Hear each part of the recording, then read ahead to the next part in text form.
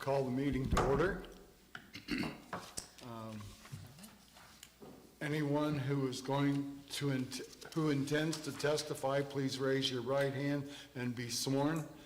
Do you solemnly swear that the testimony that you are about to give shall be the truth and the whole truth and nothing but the truth? State "I do" when it's your turn to offer testimony, and please state your full name, address, and affirm that you've been sworn in. I do. Thank you. All right. Well, good evening, members of Board of Zoning Appeals. Wanted to confirm that there are two cases on the agenda for tonight. Both of them are for Evans Farm. We're going to start in the order that the cases are listed, so I will jump right into our first item of new business in Evans Farm. So this is case number CU. Oh, do we want to take roll? Yes. Yep, Oh, yes. Thank you. I think we switched.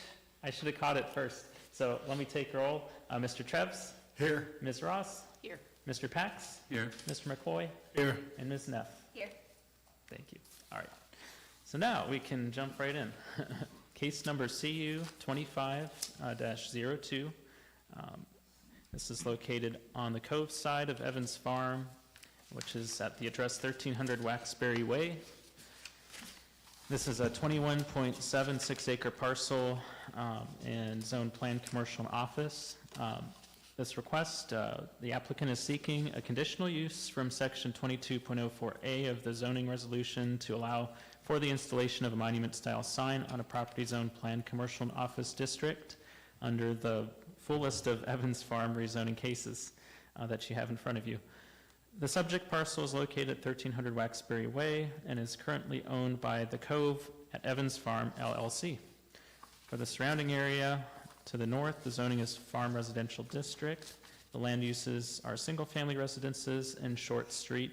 To the south, it's also Farm Residential District, and these land uses are part of Old Lewis Center Village and Lewis Center Road right-of-way. To the east is Planned Commercial and Office District. The land uses are the railroad corridor, as well as BZ Evans-owned undeveloped land. And to the west, the zoning is Farm Residential, and the land uses include Lewis Center United Methodist Church, single-family residences, and North Road. Okay. So there's your zoomed-out context view, as you can see along Lewis Center Road and the railroad corridor. And we will zoom in, and you can see that the cove has been built out. The site includes lots of multifamily structures, as well as that you can see the white roof of the clubhouse area towards the south side. Mm-hmm. And there's a large, essentially a pond for drainage feature.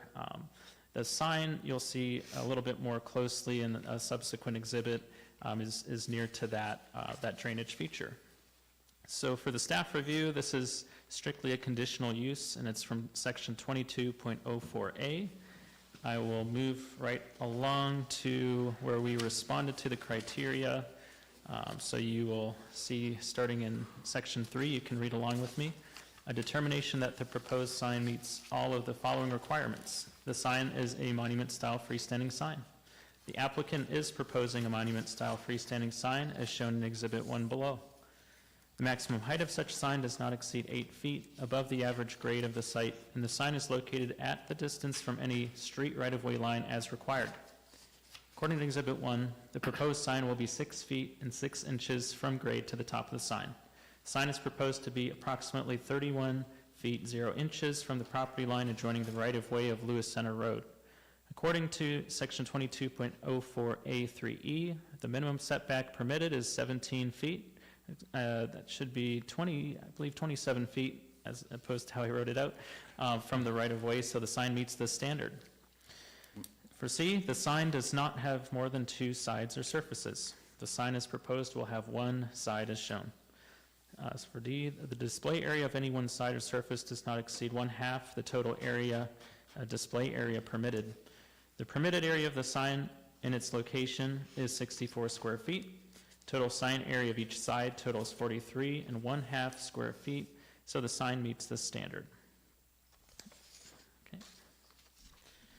And then for E, the total display area of all surfaces does not exceed 32 square feet, or a maximum of 16 square feet per side or surface when the sign is located 15 feet from the primary frontage street right-of-way line.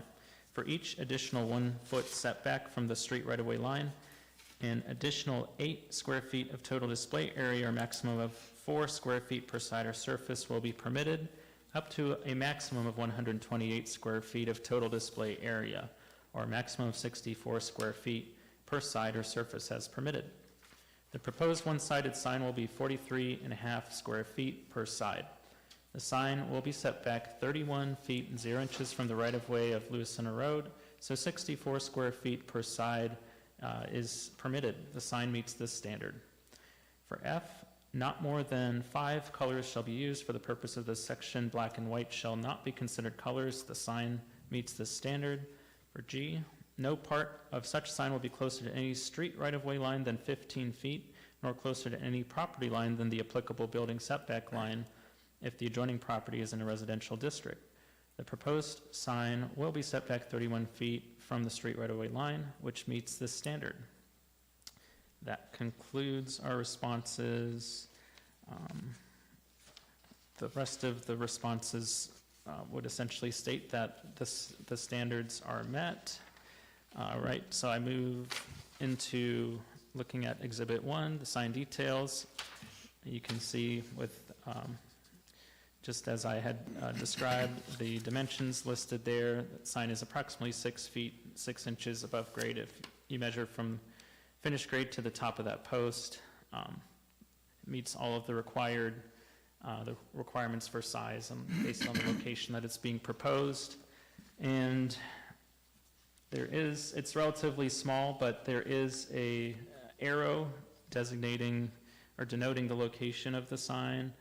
So that's on the southwest side of the parcel.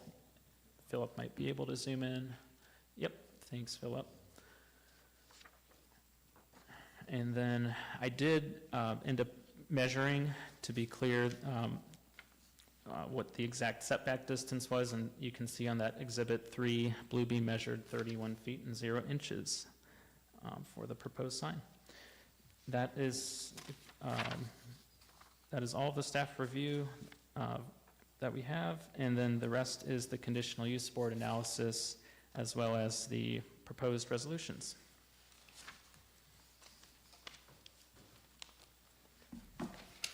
Good afternoon. I'm Dan Griffin. Do address?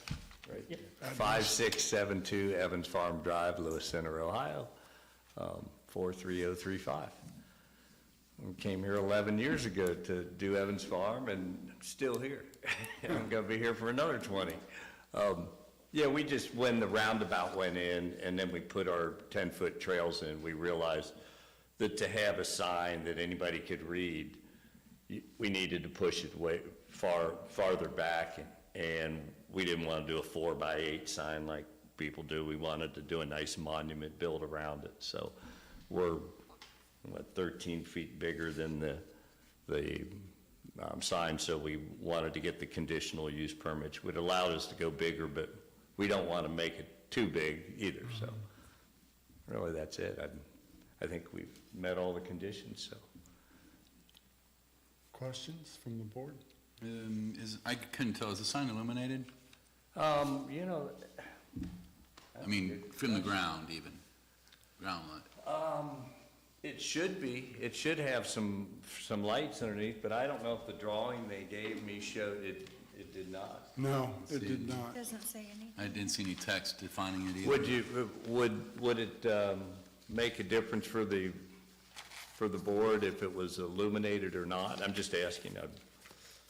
I would think some low-level lighting shining on the sign for the evening would be okay, but if... My main intention for asking is that I'm fully aware and understanding what is being proposed there at that intersection, at that roundabout. So I don't necessarily foresee being an issue. It's more about any glare that may come from it or be any distraction to drivers, but with its setback and the fact of the angle that it's set, I don't see how that would be an issue with the traffic. So that's one good thing.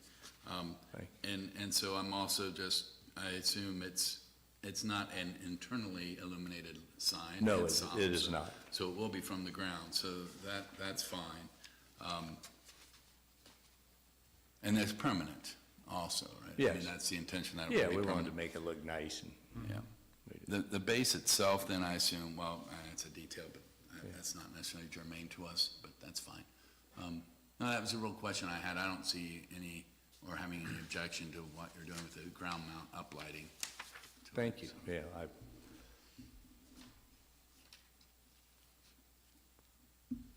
Anyone else?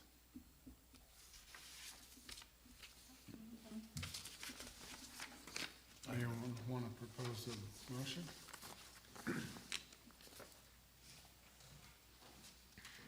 I'll make a motion. Based on the factors presented this evening, I move to approve case number CU-25-02 for the property located at 1300 Waxbury Way, Lewis Center, Ohio, seeking a conditional use from Orange Township zoning resolution, Article 22.04A, to allow for the construction of a monument sign in an area zoned planned commercial and office district, PC. I'll second. Motion made to approve by Mr. Pax, seconded by Ms. Ross. Those voting, Mr. Pax, Yes. Mr. Trevs, Yes. Ms. Ross, Yes. Ms. Neff, Yes. and Mr. McCoy. Yes. Motion carries.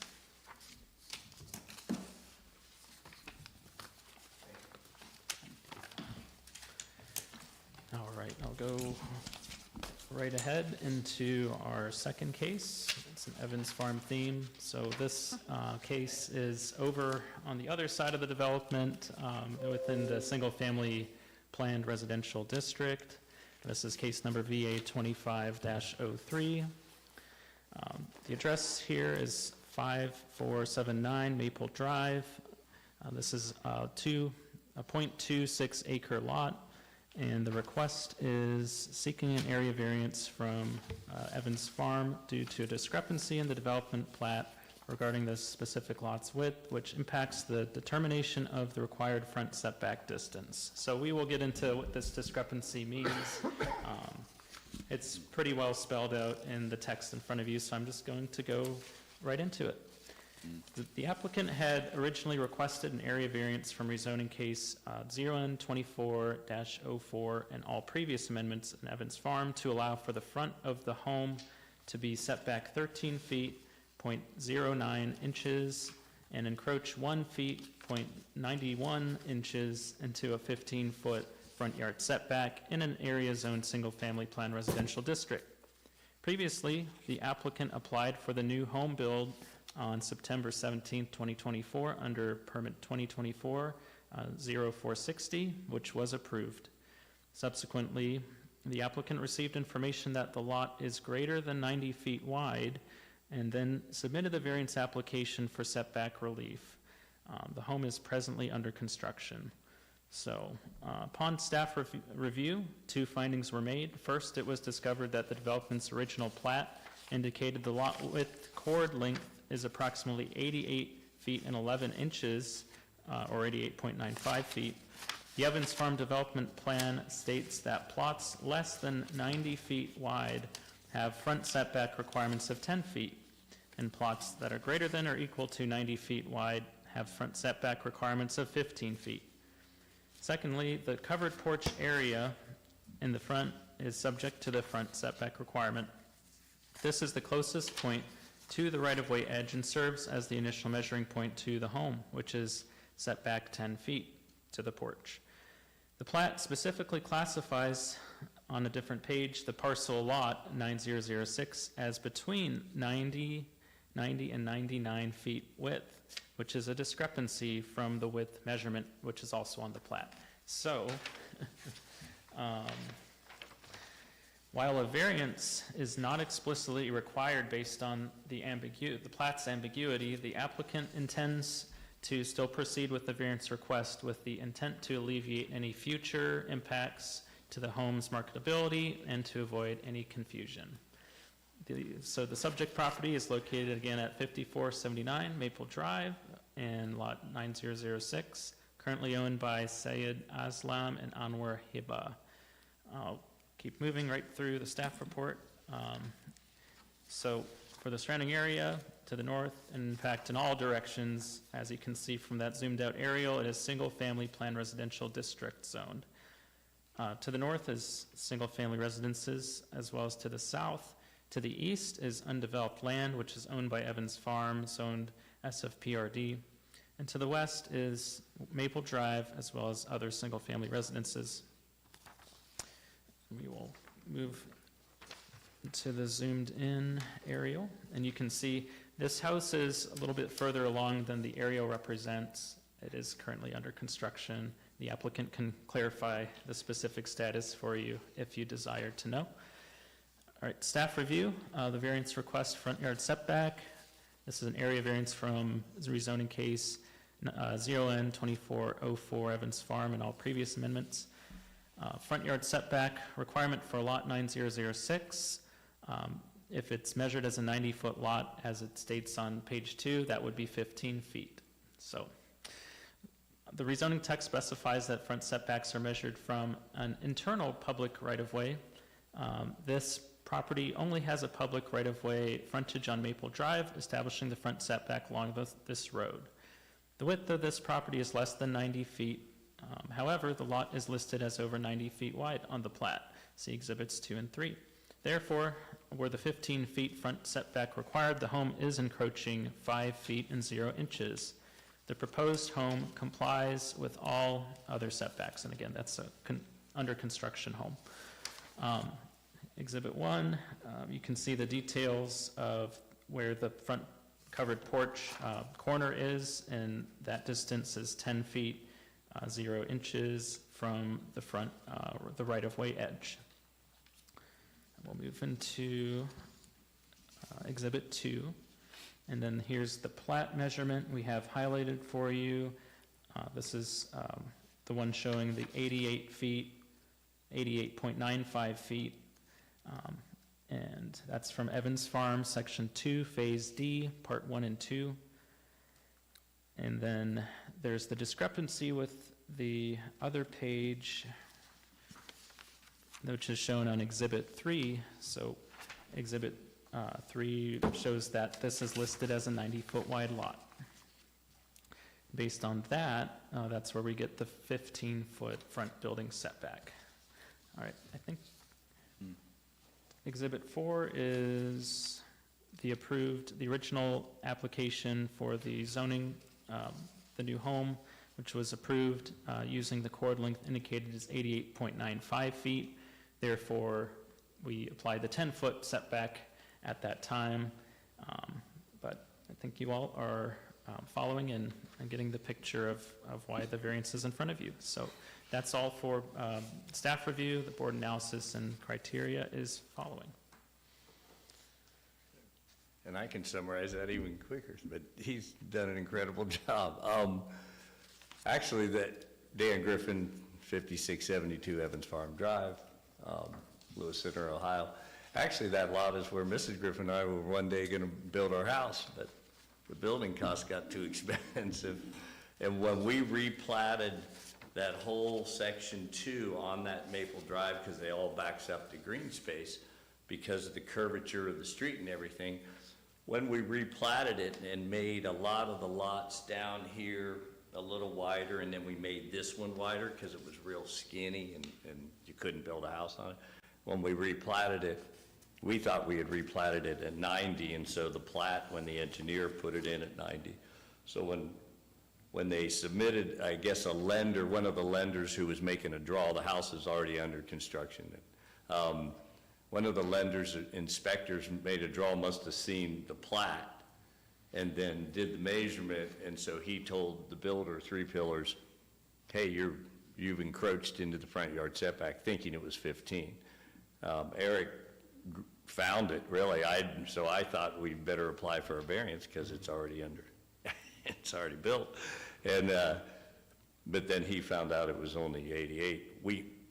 Instead of not doing anything and everybody being fine, and 5 years from now, they go to sell the house and somebody else picks it up on the plat versus this. I thought it'd be better just to get a variance to clear it up so it's of record that way. they don't have any trouble 10 years from now selling the house to residents, and that's really it. It's just clearing up a paper trail, but it's not asking truly for a variance. Makes sense. So in other words, it's, Not really asking for a variance. if the measurement had been right, it's all within, Yes. Especially because of that, page number 2, I forget which exhibit it was, showing that lot 9006 is one of the 90 feet lots. yeah. If that was corrected to match the chord length, we wouldn't be having this Yeah. discussion. I thought I was simplifying it too much and thought I was missing something, but I was. That's why nobody's here. Other comments or questions? No. I move to approve, based on these factors, I move to approve case number VA 2503 for property located at 5479 Maple Drive, Lewis Center, Ohio, seeking an area variance from rezoning case number ZON-22-04 Evans Farm to allow for a home to encroach 5 feet 0 inches into the 15 feet front yard setback in an area zoned single-family residential district. I'll second. Motion to approve, made by Mr. McCoy, seconded by Mr. Trevs. Those voting, Mr. Trevs, Yes. Mr. Pax, Yes. Ms. Ross, Yes. Ms. Neff, Yes. and Mr. McCoy. Yes. Motion carries. Thank you very much. Thank you. Sorry for all the workaround. I'll be back, I'm sure. It's not a small project, No. but we're getting it. And seriously, Eric, I applaud him. I've been doing this for a long time. For people to be that thorough to catch part of that, I really appreciate it. So, done a So great job. commend Philip as well. He's part of that effort. Yeah. You got a good crew. Have a good evening. you. Thank you. All right, well, we just have a little housekeeping left. We'll have a fairly efficient evening, I think we typically do. So after these 2 sets of minutes, if you were to approve them, we will officially be caught up, and so that'll be a good feeling. But I do want to start with the minutes from December. A few of you came through with some revisions, just the high-level edits for the most part, so we did what we could to incorporate those, and they have been revised. So we would be approving the minutes as amended. And then to clarify, for those of you who want to know, Mr. Trevs, Ms. Ross, Ms. Neff, Mr. Pax, and Mr. Totsky were present for the December hearing. I move that we approve the minutes of December 19th, 2024 as amended. I'll second. Motion made by Ms. Ross, seconded by Mr. Trevs. Those voting, Mr. Trevs, Yes. Mr. Pax, Yes. Ms. Ross. Yes. Ms. Neff, Yes. and Mr. McCoy. Abstain. All right, and then for the January minutes, same as December, we took some of your comments, your revisions for those primarily grammatical or word choice changes, and we incorporated those to the best of our ability. I move Go ahead. that we approve the minutes of January 16th, 2025 as amended. I'll second. And I meant to clarify, all regulars were present for that meeting. So, motion made by Ms. Ross, seconded by Mr. Trevs. Those voting, Mr. Trevs, Yes. Mr. Pax, Yes. Ms. Ross, Yes. Ms. Neff, Yes. and Mr. McCoy. Yes. That's what I had for you this evening, unless I'm missing anything, and if there's no other updates or anything from the board. Great. All right, well, someone want to make a motion to adjourn? I move that we adjourn. I second. All in All favor? in favor? Aye. Yes. Meeting adjourned.